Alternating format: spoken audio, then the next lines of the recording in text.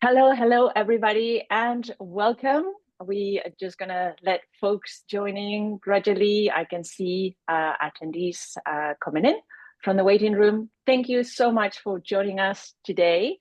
We are Projective, and as you've learned through our various invites, today we're going to focus on how to simplify your post-production workflows in just 4 days. Let's give folks a little bit of time. The attendee list is growing, and I know it takes a couple of seconds to actually get logged in. Meanwhile, maybe I'll just introduce the team here. So next slide, please, Derek. I'd like to welcome our panelists, our speakers today. There's myself, I'm Bea Alonso. I work with Projective as a strategic marketing lead. I have been in the industry for quite some time, working mostly with technology vendors. And it is a pleasure for me today to introduce you to Derek, who is the CEO at Projective, also Marco, who is the co-founder and product owner, and Andrew, who is a solutions consultant with Projective. We are based across different parts of Europe. I'm in Spain, Andrew's in the UK, Marco and Derek are in different parts of Germany. And so we're enjoying the North Hemisphere summer today. Thank you so much. And my picture was taken yesterday. So absolutely, yeah, yes. yeah. And you know, you follow a very healthy diet, which is why you're looking so good. So quickly, let's move on to the agenda. We're going to take a little bit of your time today. Thank you for joining us to talk about, first of all, why has post-production become such a complex set of workflows? And this is an area that Derek is going to explore. And I'm pretty sure most of you are familiar with this idea and you experience it regularly. Then we're going to focus on how can we help you with our solutions to simplify those workflows. And in a period of typically 4 days, which is what we've done with a few of our customers, how we can first understand your needs, work through the solution that you require, get you up and running, and then make sure that your team is productive in just 4 days. We will have time for questions and answers, but please use the Q&A button at the bottom of the Zoom to post your questions. We may answer those questions throughout the session. We may answer them in writing, or we may take them at the end, depending on how they fit within the flow of the session. The session is being recorded. You will get the recording afterwards, as well as a special treat that we will share with all of the attendees at the end of the session, just for registering and being with us, a really useful resource for post-production efficiency. And so with that, I'm going to hand over to Derek to take over on complexity of post-production workflows. Thank you very much, Bea. I appreciate it. So when I'm talking about this topic, I like to start with a slide that we saw recently, and this is the DPP made a survey of broadcast technology CTOs around the world, and they asked them what are the greatest challenges facing you as a CTO, and what you see is almost universally the answer is change management. It's just being able to implement change and change things. It's such a huge obstacle, and I think some of the reasons for that are very logical. But it's because it's both, I think, the cause of and a symptom of what makes post-production so complex. I wanted to go into it a little bit. I mean, if you think about it, of course, there's like the kind of standard, people are resistant to change, editors don't want to change, creative people are very set in their ways, and there's political things. Of course, there's all that there. But there's also just the fact that, you're constantly churning through content, having to get things turned around and pushed out through the facility. So, to use the metaphor, it's kind of tired metaphor, it's, trying to change tires on a car while you're running full speed down the freeway. So you never have time to actually go in and be strategic and make changes. So as a result, what happens is only the most pressing problems get dealt with, So, oh crap, my storage is full, I need more storage. The server's gone down, I need a new server, or they're out of warranty. Or oh man, my media is off, media in Premiere is offline, I need to find a solution, right? So because only these most pressing solutions get dealt with, what you end up with is kind of bolting on these different new things onto the existing workflow in a very tactical way. And like I said before, it's not strategic. It's, you end up with a bolt-on solution for your server, or bolt-on storage, or, bolt-on an approvals platform. And basically, you end up with these kind of Franken workflow, right? That is it's just kind of held together by kind of dedicated, loyal team of media managers who, through some magic combination of sweat and duct tape, they're managed to kind of hold things together and kind of keep the car running down the freeway, but it's obviously not running at the speed it should. Well, Now, that's not to yeah, be too negative on our entire like creative industry though, yeah, but I think Derek, the point you're trying to make as well is the people who are manning the pumps are they have to play tactical day to day, but actually they're the best people to consult when you're trying to be strategic as well, right? absolutely, absolutely. And I work with Jigsaw, one of our best partners in the world. They did a piece for us. It was, and the title was great. It was "Do Your Media Manager a Favor" by Strawberry. So good advice, indeed. But basically, the point of this is that, if you're reliant on these really highly trained people to hold the ship together, they're going to get increasingly frustrated. You're going to have these incredibly fraught and risk-filled, reliant workflows, and it just doesn't scale. Because you try to pump more content through it, your bottleneck is still all of these starts and stops in your process. So we're here to tell you, and part of the reason for this session today is that we don't think it has to be so difficult. You can simplify a lot of different aspects of how you work if you just take a moment and zoom out a little bit and think about how you can improve things. So that brings us to the magic strawberry, which is of course the solution. Surprise. So yeah. So for those of you who haven't heard of us, so basically the flagship product that we have is called Strawberry. I call it a creative project framework. Some people will call it a PAM, or production asset management tool, or a collaboration tool, or some people will miscall it a MAM. But essentially what Strawberry is it's a framework for structuring and organizing all of your creative projects through through the process of post-production. And when I say all of your creative projects, I mean that. Think bigger than just Avid Media Composer or Adobe Premiere. Pro Tools for audio projects, InDesign, Illustrator for more stills, DaVinci for kind of color correction, or Cinema 4D for kind of graphics work. All of these tools can kind of be united in a common project-based workflow, because Strawberry is independent and can support all of them. Strawberry is also operating system independent, meaning you can put, if you want Mac or Windows, it's up to you. It's also storage independent. So we'll have customers who will start out with working with us on easy RAID or very cheap NAS, build it yourself NAS platforms or white boxes. And then as they scale up and they grow into the more enterprise style, Quantum or Isilon or Pixit or Cumulo, those kind of enterprise storage platforms, they can do that whilst maintaining the same framework, without having to swap out the entire workflow. We're also architecture agnostic, surprise, meaning you can start with some of those on-premise workflows, and then if you want to move to the cloud, you can. You can also build hybrid architectures as well. It's just a deployment flavor of Strawberry, and we can help you work through which option suits you best. We're going to focus on the cloud implementation of Skies today because it's just the easier place to start. But I do want to precede a few kind of key benefits that you're going to see from this. Of course, if we can't save you time and money, you shouldn't be here. But essentially the point is that we can help you get content into the edit faster, which saves time and makes you turn around your content faster, which of course saves money as well. But also we're going to help you make better usage of your technical infrastructure as well, which will also save money. We talk about kind of this 4-day construct that you can improve your post-production and simplify things in 4 days.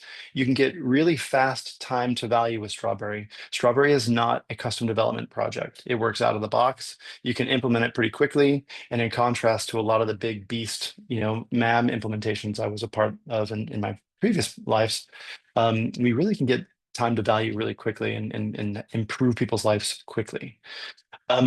I spoke about the independence and the scalability of this, but the fact that this is scalable can grow with you and that it is independent on the architecture side, it puts you in control. You know, we're not like Avid where we're going to tell you you have to swap out your servers every 3 years and pay us a boatload of money to do that. You are in control of your infrastructure and you can swap out things on your timelines and pick the architecture that suits you. You're also going to see content security improvements with Strawberry because of the project framework that we put in place. We'll articulate this better later, but it's all about being able to granular project level access to content on the shared storage. I like to also talk about something I call fearless archival, and that's basically because the way we're architected, it kind of unifies the primary production expensive storage and second tier or third tier, archival storage, and it makes it all kind of look the same to the users. So because it looks and feels the same to those users, the archive isn't a black hole. The archive hasn't just been bolted on to the Franken workflow. It's actually it's an integrated part of the platform, and we'll show you what that means in a minute. But there's also automation and efficiency that comes from this. If your projects are worked on in a coherent, automated, structured way, now you can pick and choose different places to automate upstream or downstream workflows, which gives you the control and the ability to kind of pick, maybe this could work really well with some other applications in my stack. And we'll talk about some of those later. So, okay, if we're going to use this 4-day construct to describe how we can change your workflow, day one would typically be we're sitting with you and we're understanding, how you guys work. We understand the kind of ins and outs of your workflow. We learn about you, and then we map that to how we work. But I can't do that with over 100 people on the webinar. So we're going to focus on on our role to play, and we're happy to dig into your details, obviously, in a separate session later. But with that in mind, maybe Andrew, maybe you can pick up the conch and give us an overview. Sure thing. So yeah, just to roll with Derek, your car analogy. So we're driving down the motorway or freeway. I'm going to describe the car we're going to be renting or driving today. So there's three main components. Now the key thing here is the simplicity of the platform. And in this 4-day journey, the assumption is this will be using what we call the Skies platform, which is fully hosted. And in brackets, other architectures can be available, and that's a sort of pick up the phone to us type thing. But yeah, in the core of the Skies platform, we have all of our internal services. There's databases, there's the encrypted proxies, there's all of the security elements, and everything that we manage under the hood or behind the scenes in terms of automation. So that's sort of one core component of it. And then what we do, we bring users to this platform. So we have three flavors of user. One would be our what I call our full fat creatives. So these are our craft editors, our graphics, our visual effects workers, our audio dubbing mixers. They're using the craft tools in the sort of most demanding elements of the workflow, but they're turning, raw materials into finished assets. So that's our creatives. And then we have this mid-grade tier of user called a producer. So these are the people that are moving these raw materials perhaps through the workflow, if we call it a bit of a conveyor belt. And they might participate in terms of setting things up, maybe managing metadata, statuses, just kind of checking that everything's running seamlessly, but participating in the workflow, everything minus, using Media Composer. And then the final class of user, which also overlaps slightly with those producers, is I call them people with opinions, but we could call them reviewers. We could call them clients. This could be anyone, an end user, a producer who needs to have an opinion on an asset or an almost finished piece of work. And we'll discuss review and approve a bit later on. So if we've got our core platform, we've got our users. Well, the elephant in the room is what's going on with the storage. And now with Skies, we work with our friends at LucidLink. So Skies will use LucidLink Advanced File Spaces as its tier 1 storage. And then, as Derek said, that whole concept of a fearless archive, we really blur the line between what's active and what's in the archive. And so we support all of these archive endpoints. But the main thing here is that because we encourage users to work in the project-based way of doing things.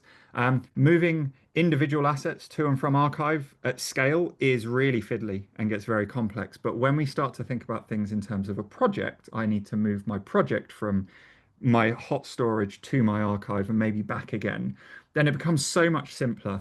And I think, Marco, let's just jump straight into, what is a project? Yeah, so we show you the shiny stuff in just a little bit. We have like a couple of mini demos, but before we are doing these demos, it's really important to understand what a project is in the Strawberry world. So first of all, a project is, surprise, it's a folder, right? So on your storage, of course, and this is your current workflow, you set up your folder structures, right? And you put in like your media. So in Strawberry, this is not much different on this level, but it's way more than this. But the reason why we are putting a folder in here is because this is not like this workflow, oh, I have to upload something and then I have to download again, I have to upload it again. Like everybody is working like within that same folder structure in real time, which makes this quite unique. So then second of all, this project, this container has content, right? So we're talking about the media content, like your video, audio, and image files, but also the project files. And the cool thing is that in the Strawberry world, each project is optimized towards the editing application that you choose to work with, right? So for example, if you're using Media Composer, the Strawberry workspace or project or container or whatever you want to call it, it's actually emulating like the bin locking piece for you. So you have native Avid project sharing directly in the cloud, right? If you're working with Adobe Premiere or After Effects, you have optimized ways to work with these tools, including productions, for example. So this makes this a really efficient workflow where everybody sees the same thing within our framework and Strawberry manages the media underneath. Then the next item is metadata, right? So of course, like when you create a project is not just a folder name. It's like, it is a client, it is a production number, it is access rights, all of these things. But in this world here, it is also metadata, and this makes it searchable, right? So you can find the project based on the metadata you choose to put on it, and also the asset content of the project, right? Because Strawberry inherits the project metadata to the asset level, which makes search of untagged media very efficient. And then last but not least, we have the access rights. So we have touched on this like a couple of times already here, but with Strawberry, you can basically decide, okay, I'm having like a group of users who shouldn't see a particular piece of content, or I want to like separate my users and my content entirely, into different groups, for example. So you can do all of this very easily in our platform.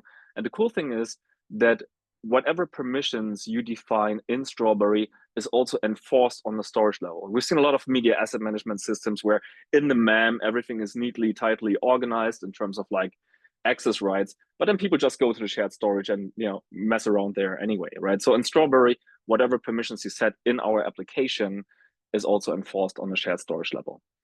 So with that said, let's do the shiny piece, like a very quick demo to show you like how to set up a project manually. You can also, of course, do all of this automatically, and how this interacts with Adobe Premiere. So for this, I'm going to share my screen here. And here we go. And once the screen sharing is enabled, let's move stuff out of the way here. No, we see it. It's good. Okay. You're on. Okay, so once the screen sharing is enabled, you can see the Strawberry client application here. So in the architecture diagram, you have seen like we had this group of creatives. So I'm a creative in this case, and I have a client application installed here. And I only need the client application because I'm a creative, because it interacts with the cloud storage. So if I'm a producer, I just go through a web browser.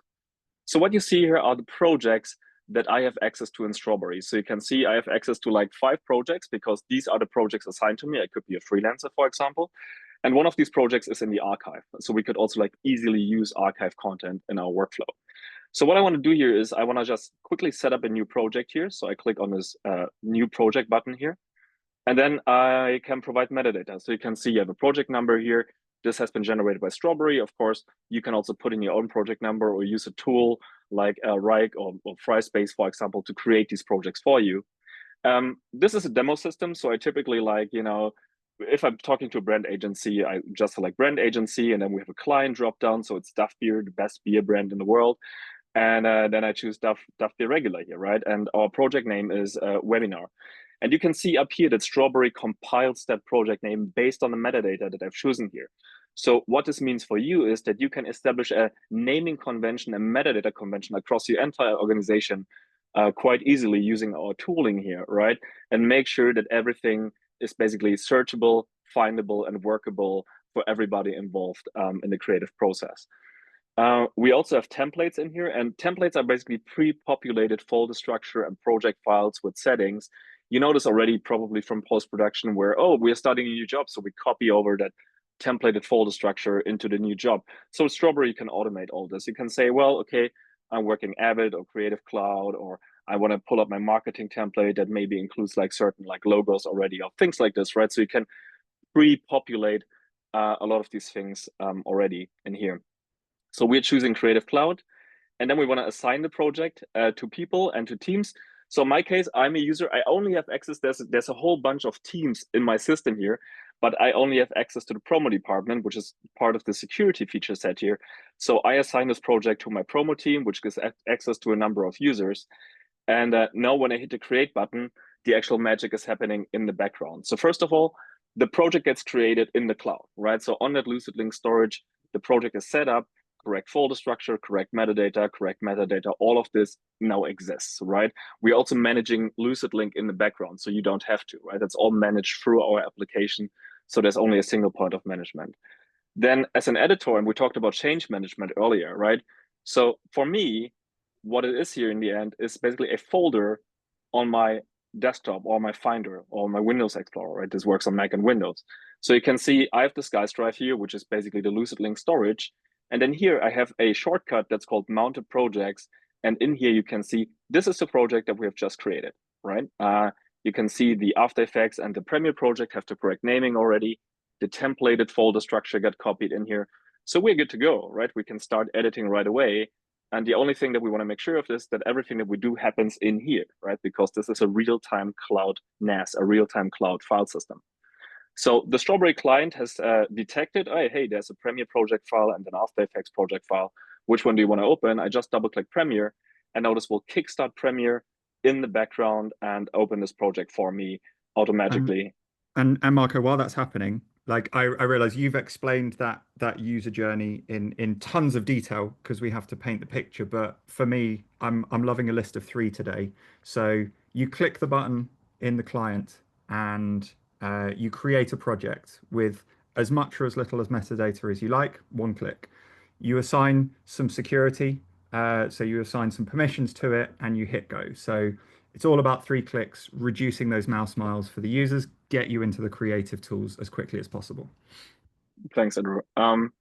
So yeah, so in Adobe here, I have the Strawberry panel, and then from here I can browse my projects, but I can also go into the asset search, for example, and let's say, well, I'm looking for the clip, where the guy mentioned the police, right? So I'm entering the word police in here, and I'm getting a couple of shots, and here's one of these clips. So when I double click here, it goes into the preview, and it found a word because the AI transcription that Strawberry did here in the background actually includes that word police, right? So which is why I found this. So I can play it back here. We can also see the transcription in here, basically as an overlay. And then when I hit import, the asset gets imported into Premiere right away, including all of the markers, all of these AI transcripts, and I can just use it here in my timeline. So this is one way to get media into the system. And this is actually media that already existed in Strawberry. So I just pulled it into my project. The second way of how to get media into the system is actually, I can just go to my camera card or to my local computer, right, wherever that media lives. And I can just, pull up some files here and just basically drag and drop them directly into my timeline. I only have one screen here and this is quite small, but that's fine. Okay. But I just pulled this media in. So there's a problem with that, right? So this media is in my Premiere project, but it's not on the shared storage. So what this means is that if I work in a production with other people and they're opening my Premiere project, which they can in real time right now, this media would be offline, right? Not with Strawberry. So Strawberry detects this type of media in the background, and we call it unmanaged media. And when we go back here to the panel, to the Strawberry extension, we actually have a feature in here, or a little tool in here that's called Track Unmanaged Assets. And if we go in here, it says that these 3 clips that I've just imported, spaghetti, pasta, and spaghetti fallen water, these 3 clips are master clips in Premiere, but they're not on the shared storage. So what I can do manually here, but also I can have Strawberry do this automatically. But for the sake of demo, I do this manually. I can just select these clips here, hit import, and now in the background, Strawberry is pulling these files from a local computer into the correct project on the shared storage, making them available instantly to everybody who is participating in this project. Doesn't get much better in terms of like convenience and real time. Again, there's automation here. So, if we have like a bunch of users working on this, like if they're pulling in local media, which they will eventually, Strawberry is basically making sure that all of this is neatly wrapped up and consolidated on the shared storage and online for everybody. By the way, we also reset the master clips here in Premiere. So the paths are now looking at the new location. So if we go here on media file properties, so we're no longer looking at my desktop here, but this is actually, ingested into the correct project, which is our Duff Beer regular webinar. Yeah, definitely. So just while Marco and Derek are switching screens, I think, yeah, this whole 4-day concept is based around the fact that our cheat code to delivering change quickly is to not change too much. So we've got the core platform that pops up in next to no time through our automation systems, and we don't force the users to change too much. We just add, a couple of little project clicks to get everything going as quickly as possible. But once they're in their tools, they just behave like normal. So that's kind of day one to wrap it up. Thanks for that summary. Okay, day one, we've shown you our technology. We've learned about how you guys work. Now we start, and you've made the right decision and decided to go with Skies. Now, how do we get you a smooth transition onto the actual the platform? Well, as Andrew was just alluding to, the transition to Skies is a lot easier than it is in the kind of traditional, MAM kind of storage overhaul paradigm. And that's because we just showed you how the editors work on their creative tool like they're used to. Strawberry presents the shared infrastructure as a magic USB drive for that project, and so the editors can work in this kind of intuitive way that they're used to. So you kind of minimize the resistance to change on that front. But the cool thing is you are now in control of that location. So they're not putting this stuff on that server, that stuff on that share, this stuff on that cloud platform. Everything is centrally controlled, which makes that transition also easier because it's controlled, it's predictable.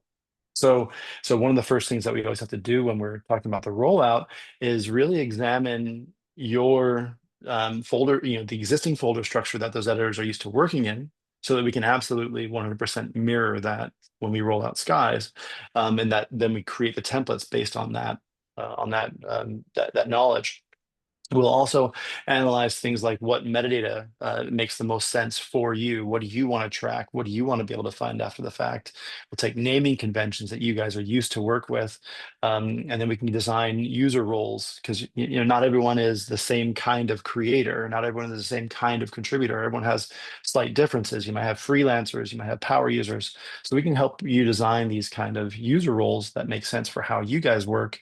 And now, what we put in place on day two is much more accurate to how you work and how you want to work moving forward.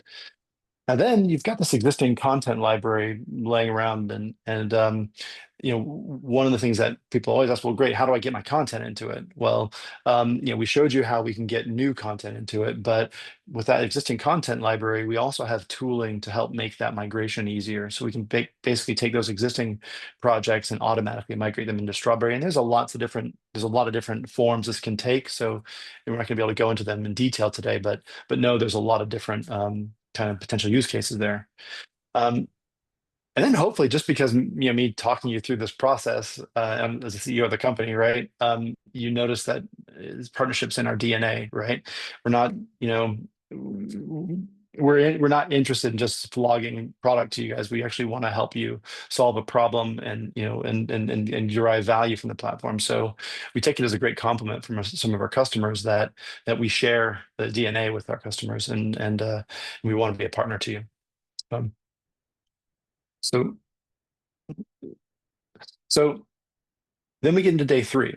So this is where we take what we've discussed, and now we started to roll out. Now we really implement it at a more technical level and ingrain it into your platform. So Yeah. Andrew, Marco, you want to start there? Yeah. So in the interest of time, because we want to show the demo, I'll see these technical words that are on screen, and I will really summarize them in sort of more friendly language. So multi-tenancy workflows, when you're collaborating, creativity doesn't happen in a silo. You might use staff, you might use employees in different continents, you might use freelancers, contractors, etc.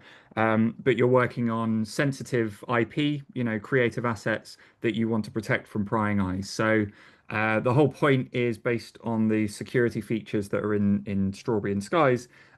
You can protect stuff from prying eyes, but you can also make it really easy and dynamic to involve a freelancer in a workflow for, say, a week, and then revoke their access so they can't access, this ad campaign that they shouldn't, that they were only on for a short period of time. So that's what we mean when we say multi-tenancy. It's about enabling you to blend users as part of the creative process, but with that peace of mind that you can kind of clear their access as quickly as possible. Yeah, and for those users who are not freelancers, right, who are staff, like permanent staff, and who you're already managing maybe through Okta or Microsoft Entra or other means of Active Directory, Strawberry neatly integrates into those, right? So you have a single point of user management. Actually, you don't need to manage users in LucidLink and Strawberry and Okta. You're managing users in Okta or in AD, right? And then Strawberry manages these users for you in its application database, but also on a LucidLink level. So it greatly simplifies the administrational workflow too. And then there's the REST API, right? Exactly. And we've touched on this. You can use button clicks to set up a project, but the idea is we don't want to exist as an island. We want to plug into an upstream system. So we've got integrations with project management tools like Monday and Rike and FrySpace. We've got very extensive API. And yeah, the goal is take those creative users that often spend a lot of time doing admin, project setup, wrangling their own stuff, and try and reduce those, because that's where the huge time savings. And we've got examples of customers that are saving hundreds of hours of top tier talent because they're not doing the dull stuff. The dull but critical stuff, I should say. Yep. So we've got integrated review and approve. We can kind of skip over that one. We'll actually show that later on. We'll show that exactly. Yeah. And then and Derek has said it, right? So some people mislabel us or mislabel Strawberry Skies or Strawberry as a MAM, which it definitely isn't, right? But it works great alongside media asset management systems, right? So we are the workhorse for the work in progress content creation, right? We structure all of this content and make sure people can efficiently work with their content. But a lot of our customers have media asset management systems in place, like either it's Mediator, for example, or Dalet Galaxy.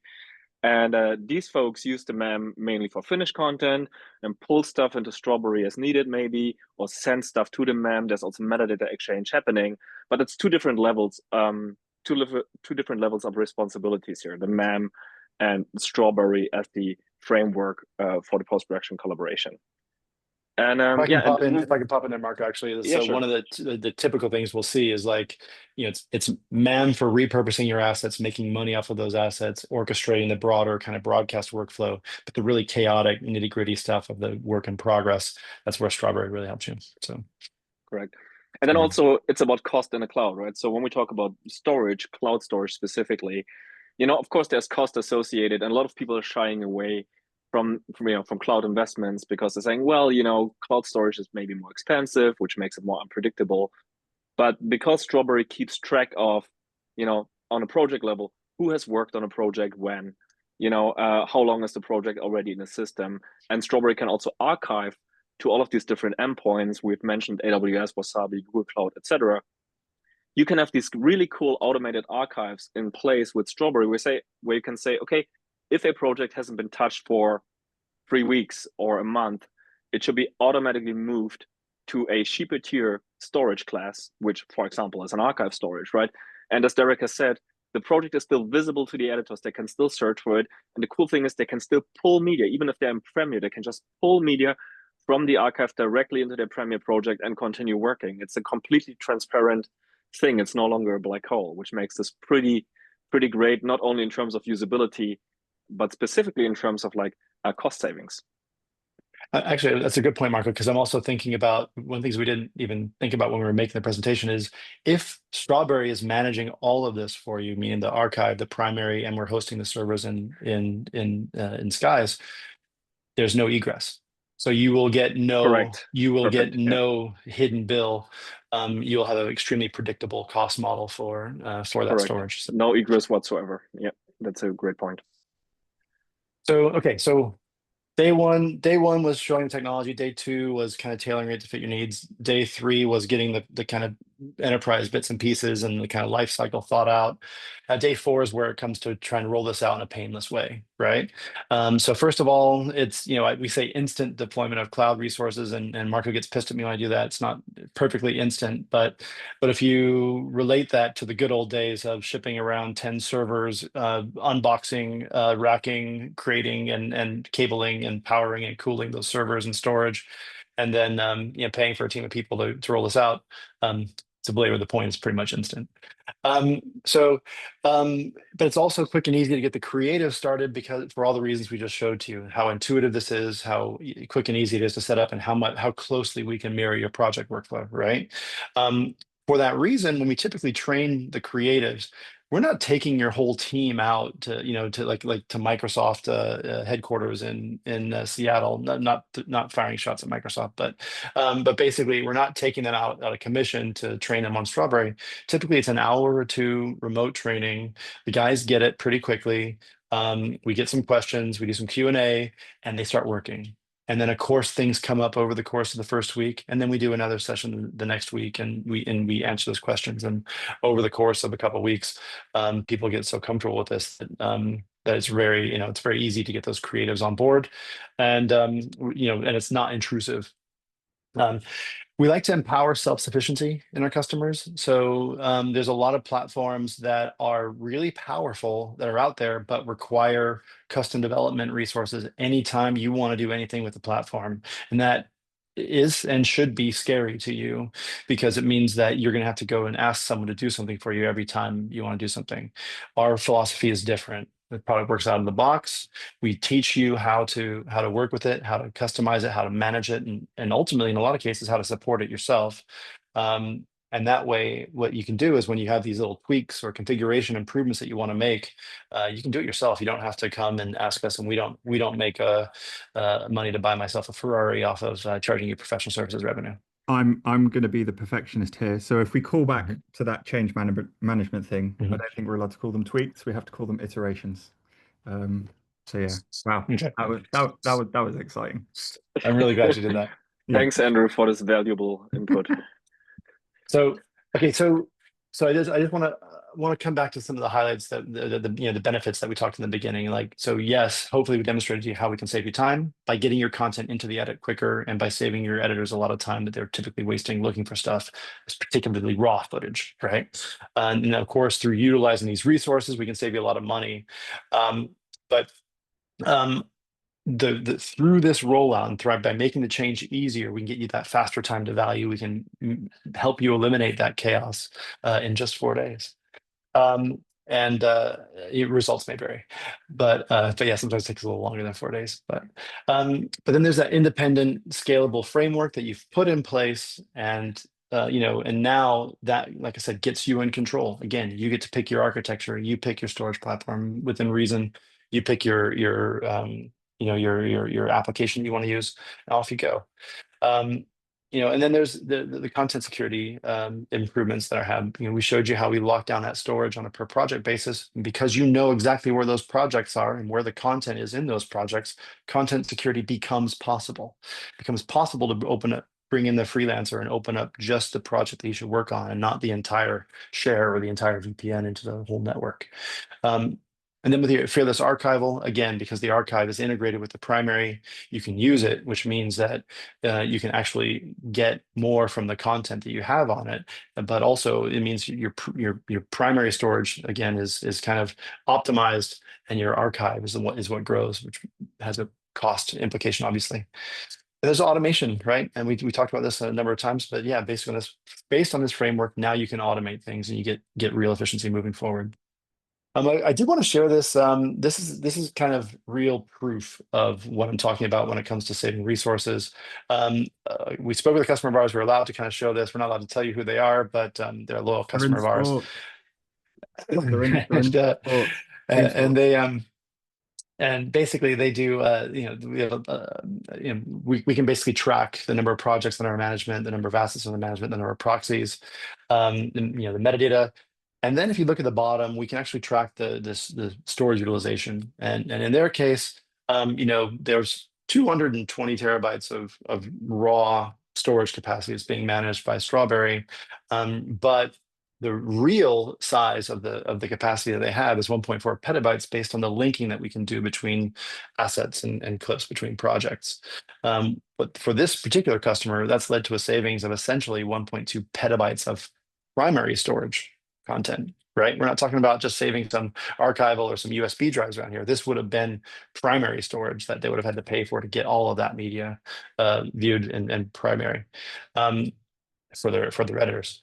Now, if that equates to 84% of their storage, and I'm not telling you we're going to sit here and we're going to save you 90% of your storage outlay, but I'm saying we're going to your storage outlay. No, I'm kidding. We will save you a significant use of those resources. So when we're talking about that, we mean what we say. All right, so now let's look. We've done this in 4 days. We got everything set up. We got a foundation established. We got a consolidated project library. We've got some content here. You can do review and approvals on this platform as well. And I think Andrew, you wanted to steal the conch. Yes, please. Yeah. So I think when it comes to review and approve, I think if I'm allowed to share my desktop. So yeah, we acknowledge there are some very good review and approve tools on the market. But I think hopefully, as you've seen going through this presentation, we like the workflow to flow. And where there is a silo in a workflow, whether it's at the beginning, the middle, or the end, or nearly at the end, like in the case of review and approve, you can end up with inefficiencies, data wrangling, and sort of hidden costs in the workflow. So rather than move assets into these review and approve tools, our approach is to bring the collaborators to the media. So it's just a slight change in mindset. The reason we want to show this is this has had a huge overhaul since the last time we did a webinar, but yeah, we've had tons of development. So what we're looking at here is what we call a gallery. Now, a gallery is a review and approve portal. You can group these by department, by production, by sport, by advertising client, you name it. And we're just going to go into our webinar approvals. It's very interactive. There's all the thumbnails.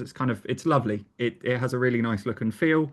But your approval gallery is your dashboard. So we have this interview, which is approved. I want to request approval on some of these assets. So it's just kind of single one click. Managing members of the approval process is as easy as going to the settings menu and introducing people into the approval workflow. But the exciting thing is when we drill down into these, we can hit play on the assets, and we've really worked on how do we have a conversation about these things. So I'm going to say, Marco, more cheese, please, on this one. And so I'm now adding comments.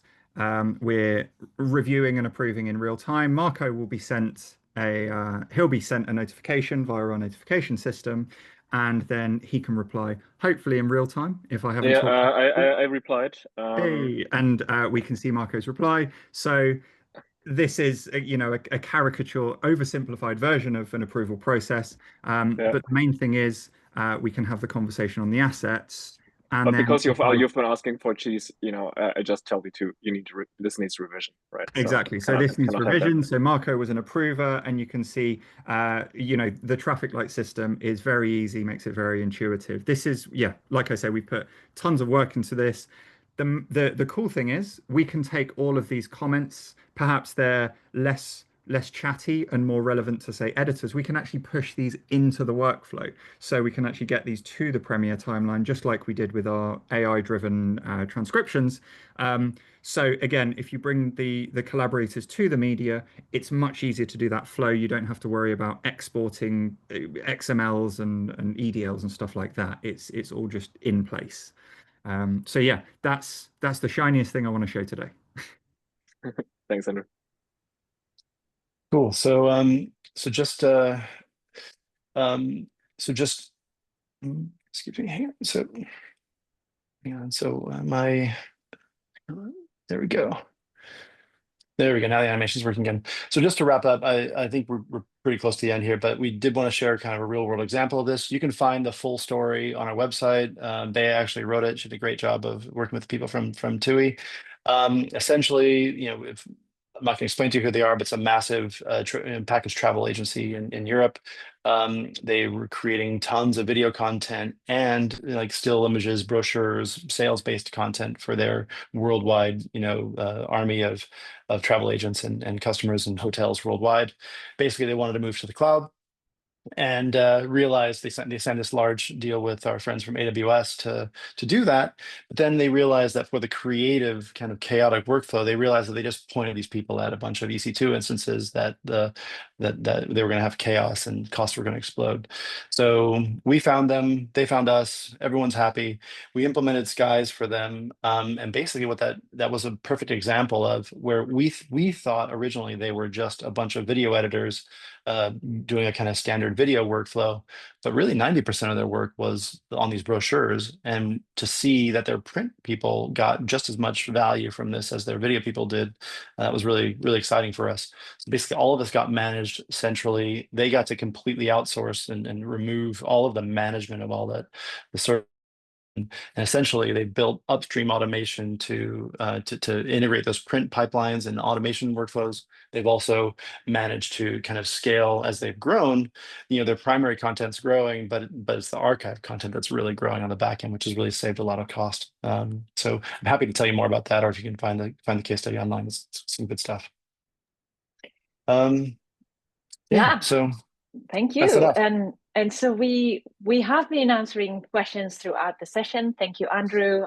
There were quite a few questions there, but there's still a couple which I wonder if we can just quickly answer. There's questions around Lucid Link. A quick question. Strawberry seems like a fairly comprehensive PAM. It's not clear to me, what would I need another MAM to supplement it? That's a fantastic question.